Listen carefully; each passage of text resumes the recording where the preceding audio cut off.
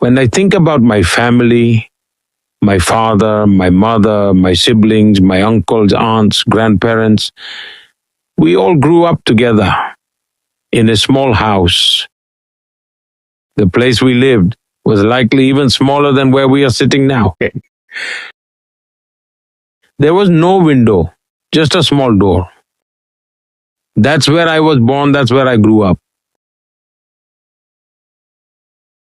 Now, when people talk about poverty, it's natural to discuss it in the context of public life. And by those standards, my early life was spent in extreme poverty. But we never really felt the burden of poverty. You see, someone who is used to wearing fine shoes will feel their absence when they don't have them. But for us, we had never worn shoes in our lives. So, how would we even know that wearing shoes was a big deal? We weren't in a position to compare. That's just how we lived.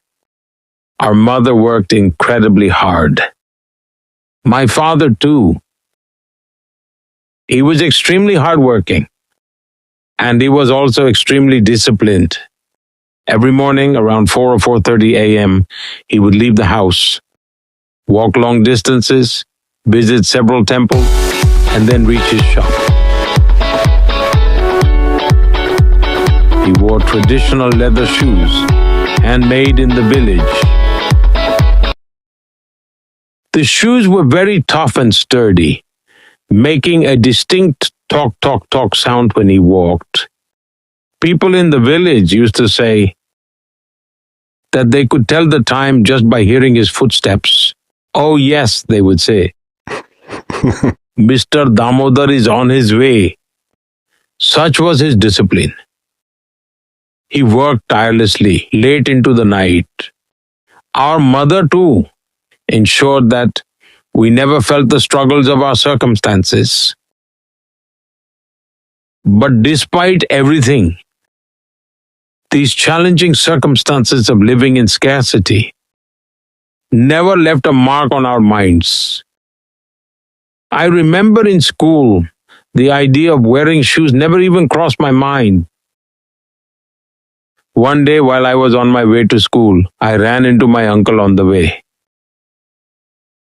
He saw me and was surprised. Hey, you go to school like this, without shoes?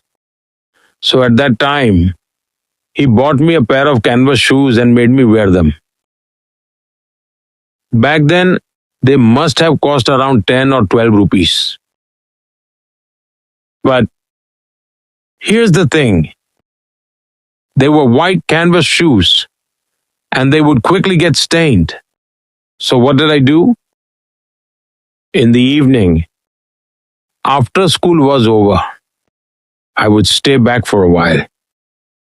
I would go from classroom to classroom, collecting leftover pieces of chalk that the teachers had discarded. I would take the pieces of chalk home, soak them in water, mix them into a paste, and polish my canvas shoes with it, making them bright white again. For me, those shoes were a treasured possession, a symbol of great wealth. And I don't exactly know why, but from childhood, our mother was extremely particular about cleanliness. Perhaps that's where we inherited that habit too. Not sure how I picked up the habit of dressing neatly, but it's been there since childhood. Whatever I wore, I made sure it looked proper. Back then, as you can imagine, we didn't have any arrangements for ironing clothes. So instead, I would heat up water in a copper pot, hold it with tongs, and press my clothes myself. Then I'd head off to school. That's how I lived, and I found joy in it. We never thought about being poor or judged about how others lived or what their struggles were. We lived carefree, enjoying whatever little we had, and kept working hard.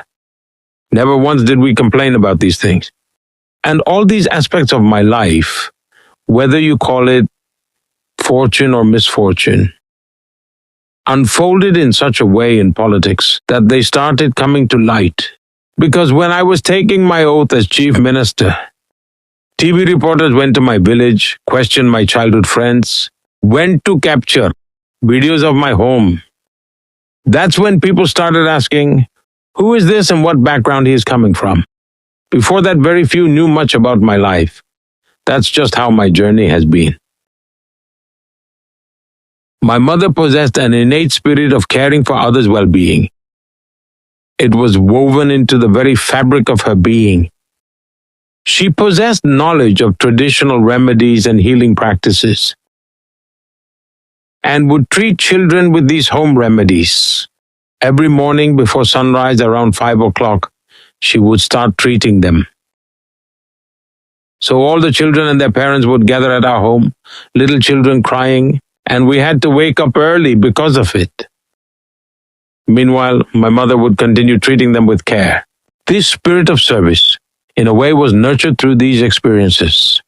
A sense of empathy for society, the desire to do good for others. These values were instilled in me from my family. I believe that my life has been shaped by my mother, my father, my teachers, and the environment I grew up in.